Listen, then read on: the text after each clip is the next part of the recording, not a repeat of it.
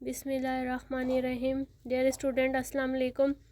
आज का हमारा टॉपिक है rate of breathing at rest and during exercise. ठीक है, रिस्पायरेशन के बारे में, ब्रीथिंग के बारे में। ब्रीथिंग क्या है हम पहले ही पढ़ चुके हैं। नोज टू लंग्स, जो ऑक्सीजन इन हो रही है और कार्बन डाइऑक्साइड आउट हो रही है, इंस्पायरेशन और एक्सपायरेशन हो रही है, इसे हम बोलेंगे ब्रीथिंग। अब क्या कंडीशन है वो हम देखते हैं। यहाँ पर लिखा है breathing is a large involuntary process. ठीक है, ब्रीथिंग जो है इनवॉलेंट्री प्रोसेस है जो हमारे कंट्रोल में नहीं है, और इसको कंट्रोल कौन कर रहा है? हमारे ब्रेन का जो पार्ट है हाइपोथैलेमस है। और रेट ऑफ ब्रीथिंग जो है ऑटोमेटिकली चेंज होता है इंटरनल और एक्सटर्नल कंडीशन पर। कैसे? यहाँ पर लिखा अगर कोई पर्सन एक्सरसाइज कर रहा है तो क्या होगा? It rate of breathing would increase, उसका रेट ऑफ ब्रीथिंग इंक्रीज़ होगा। ऑक्सीजन जो है वो ज़्यादा इनहेल करेगा, और ऑक्सीजन जब उसके मसल्स को भी ज़्यादा ऑक्सीजन जमा हो जाएगी मसल्स में, फिर क्या होगा? Gradually increase in concentration of carbon dioxide in the blood, और फिर उसके ब्लड के अंदर भी कार्बन डाइऑक्साइड की कंसनट्रेशन इंक्रीज़ हो जाएगी। जाहिर सी बात है, जब ऑक्सीजन ज़्यादा इंटेक करेगा तो कार्बन डाइऑक्साइड भी जो है वो ज़्यादा बनने लगेगी और वो ब्लड में चली जाएगी। और फिर क्या होगा? इंक्रीज़ हिज ब्रेथिंग रेट, उसका ब्रेथिंग रेट इंक्रीज़ हो जाएगा। If the exercise condition persist the muscles cell will start break down glucose without oxygen.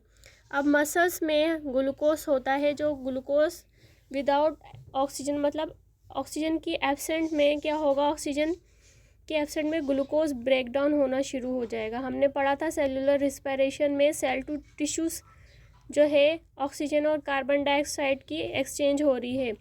कहाँ पर? हमने ऑल्व्यूलाई देखे थे। ऑल्व्यूलाई के साथ ही बारीक बारीक कैपिलरीज बनी हुई थी, वो मैं दिखा दूँगी आपको।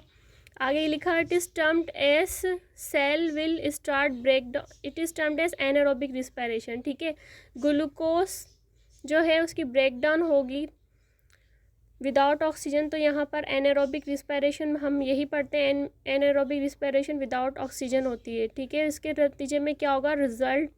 As a result lactic acid is form in the muscles में लैक्टिक एसिड प्रोड्यूस होना शुरू हो जाएगा और कार्बन डाइऑक्साइड ज़्यादा बन जाएगी। अब यहाँ पर जब ऑक्सीजन की कंसनट्रेशन भी ज़्यादा हो जाएगी, अब एक्स्ट्रा अमाउंट ऑफ ऑक्सीजन जो है वो स्टोर हो जाएगा जब इंसान रेस्ट में आएगा।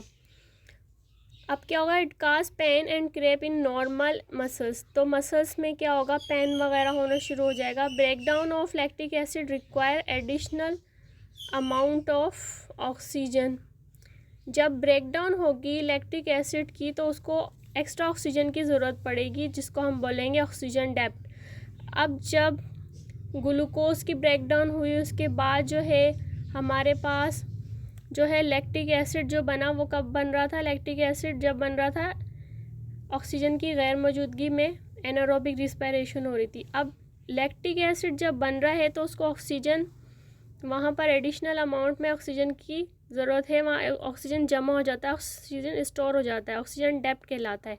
एक्स्ट्रा अमाउंट ऑफ ऑक्सीजन जो है is obtain through deep breathing, जब वो एक्सरसाइज कर रहे होते हैं तो उस दौरान डीप ब्रीथिंग करते हैं तो एक्स्ट्रा अमाउंट ऑफ ऑक्सीजन जो है इनहेल कर लेते हैं। ठीक है, और मैं आपको पिक भी दिखा देती हूँ। देखें लंग्स जो है, ये लंग्स दिखाएं, इसमें बारीक बारीक आपको ब्रोंक्यूल्स का नेटवर्क नज़र आ रहा है। उसके बाद ये देखें डायफ्राम जो है ऊपर की तरफ कॉन्ट्रैक्ट हो रहा है और मसल्स एक्सटेंड हो रहे हैं।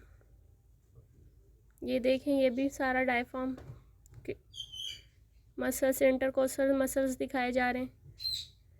ये चीज़ ऑल्व्यूलाई, ये देखें ये ऑल्व्यूलाई है पैकेट्स की सूरत में, इसके अंदर गैसेस एक्सचेंज होती है, इसके सराउंडिंग में आपको बारीक बारीक कैपिलरीज नज़र आ रही हैं। तो ऑक्सीजन इन और आउट होने का प्रोसेस इन कैपिलरीज के ज़रिए होता है, और ऑल्व्यूलाई यही वो पॉइंट है जहाँ पर जो है बहुत सारी गैस स्टोर हो जाती है।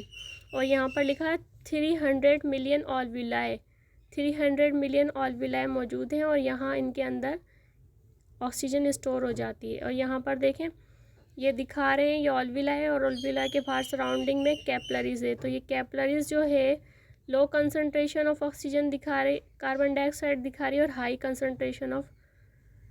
कंसनट्रेशन कार्बन डाइऑक्साइड की ब्लड में। तो इस तरह इन और आउट हो रही होती है ब्लड टू लंग्स टिश्यूज़ के ज़रिए। ये देखें, ये भी कैपिलरीज दिखा रहे हैं। See the capillaries here, one cell thick and oxygen is coming from the lungs. Oxygen जो है लंग्स की तरफ आ रही है। तो ये हम पहले ही पूरा लेसन डिस्कस कर चुके हैं और प्रीवियस लेक्चर जो हैं आपको प्लेलिस्ट में मिल जाएंगे। आपने अगर पढ़ने हैं, देखने हैं तो वहाँ से देखिएगा। Thanks for watching.